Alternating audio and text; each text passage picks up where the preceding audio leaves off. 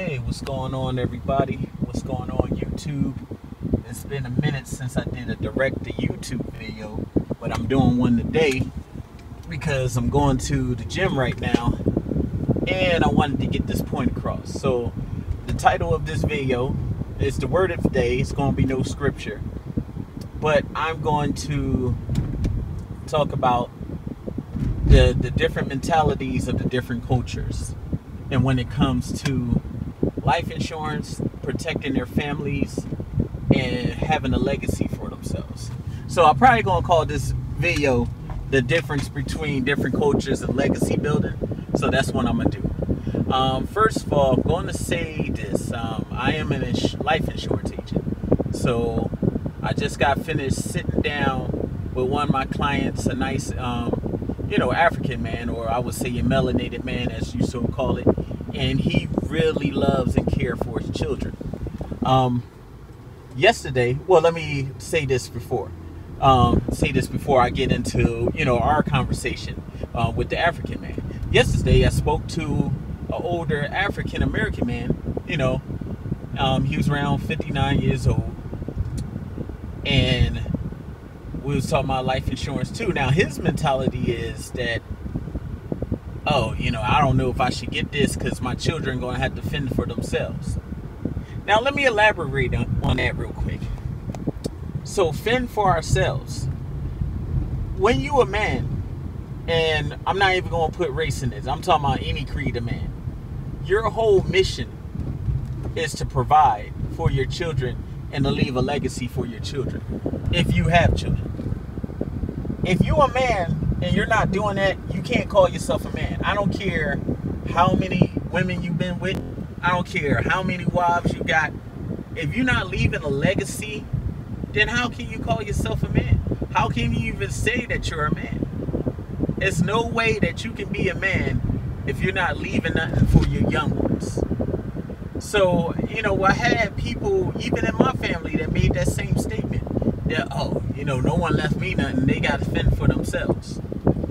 Now, that mentality there, and not to go into more of his conversation, but he wound up not getting the insurance, which is cool. You don't have to get the insurance. I'm not like, it's like if someone don't buy it, 3 other people will buy it. So I'm not fiending for sales, but my whole thing is the mentality. By him being an African American man going through the struggles in this country, knowing what it was like for him, why not make it better for your next generation? If we can create wealth through life insurance, why not do that? And he's saying that his kids got to fend for themselves. They've been fending for themselves their whole life, sir. You probably just wanted to get your rocks off, or a lot of people just have aimless sex. I done it too. So I'm not saying that, but the difference with me is, thank God I always wrapped up and I never being irresponsible and getting someone pregnant. Because my whole thing was this: if I'm gonna get somebody pregnant, I want that to be my wife first. I don't want to just be seeding up somebody because they look good. They might not be a good match for me as far as, being a wife. And you gotta realize, fellas, every woman that look good ain't good for you. So, by him making that statement yesterday, that showed me the mentality of the so-called African American man. They gotta fend for themselves. But let me tell you something. That is before I go into the African man. And I'm not saying Africans are better than African Americans or vice versa. That's not what I'm trying to say. What I'm trying to say is, people have different thoughts and mentalities. So when you go into the Asian culture, they're very heavy into life insurance. That's why you see these Asians, restaurants around. You see Asian doctors, lawyers, attorneys, all of that money going through the school and stuff. All that wealth was translated through life insurance. They put, this is the way it works. They take either the matriarch or the patriarch of the family when they like 30, 40, or 50 years old. All the older kids will get them a policy that's like $1 million or $2 million, maybe even $5 million. So their policy a month might be $300 to $500, depending on that. The Asian life insurance agent is getting wealthy off that policy, but also the children is getting a cash value on that. So not only that they're putting all the children will put like 100 up each or 50 up each, depending on how much they have. When the matriarch and patriarch of the family pass on, that's when they get that 1 million, 2 million, 5 million, 10 million to split amongst the family. Now, if you got 5 children and you got 5 million, everybody get $1 million each.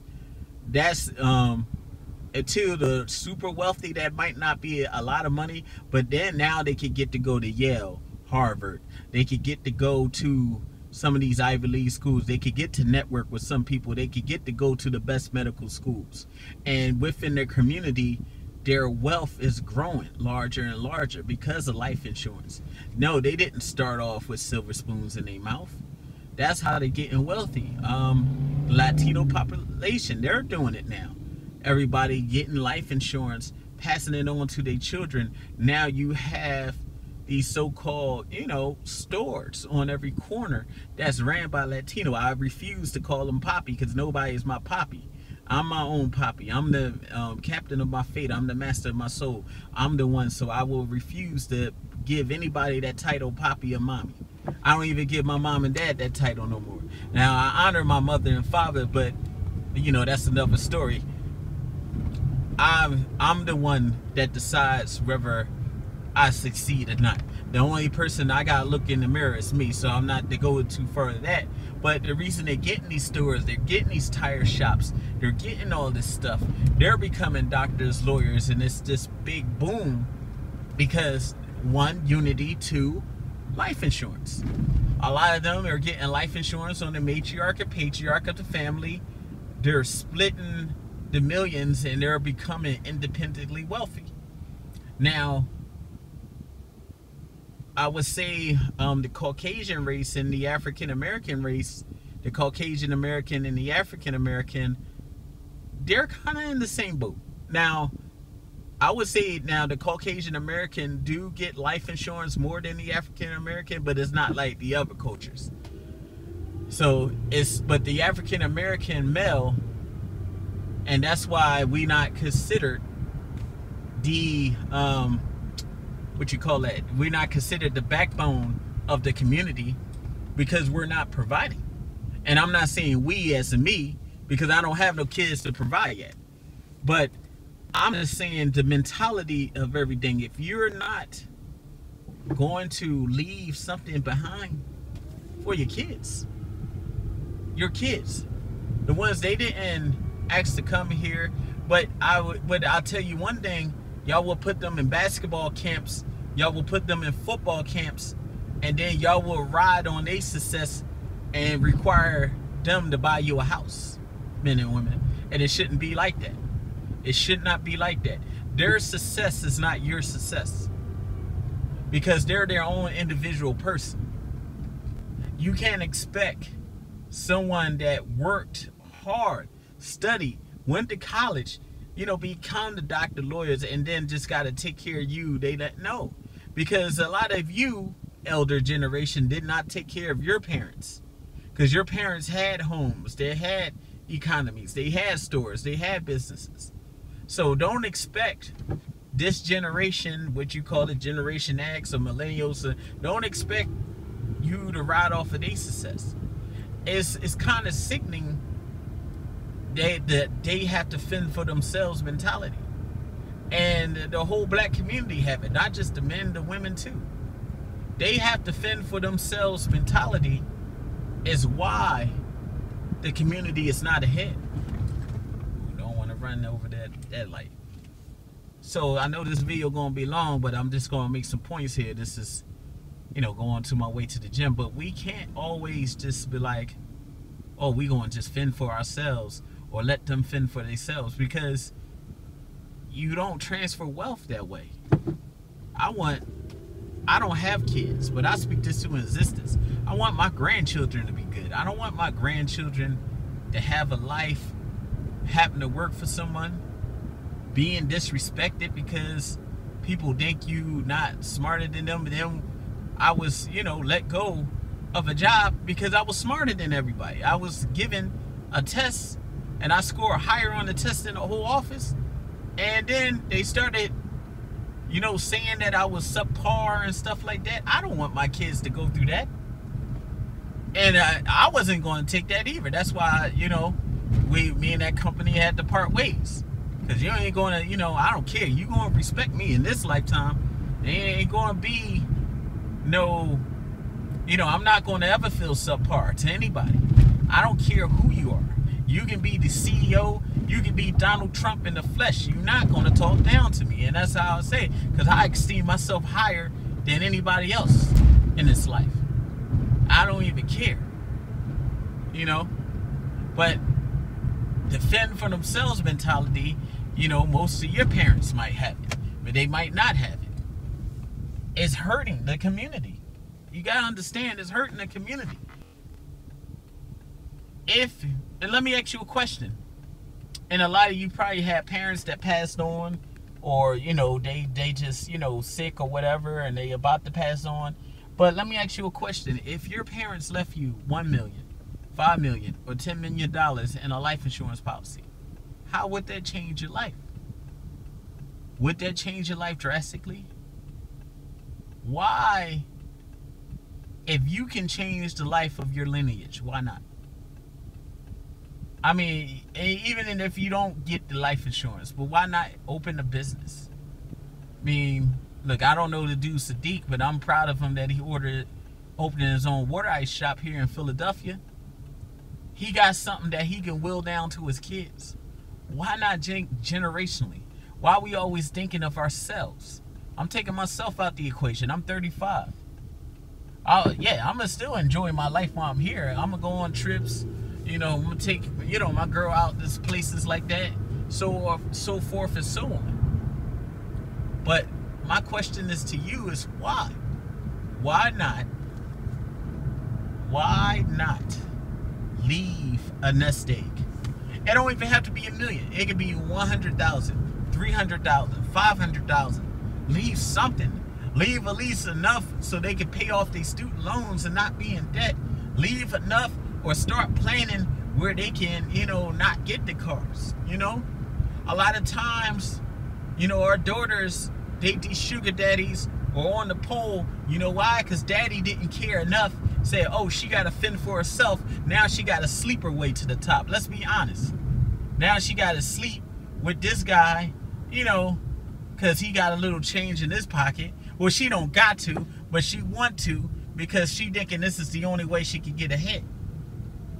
Your son got to go to an office that's filled with people that don't look like him, being humiliated and being demasculated at every point just because you said he got to fend for himself. And now he feel less than a man because he's always getting laid off and things like that. He never learned how to have a business. He never learned the principles from finance. That ain't should be coming from school. That should be coming from you, black man. But yet, he got to fend for himself. So, do not come around and like one of my basketball, I ain't gonna call them idols because I ain't gonna idolize nobody else. But one of the guys I respect in basketball was Shaq. And Shaq had a song back in the day saying the biological. And he was saying how when he made it, now all of a sudden his biological father tried to come in the picture.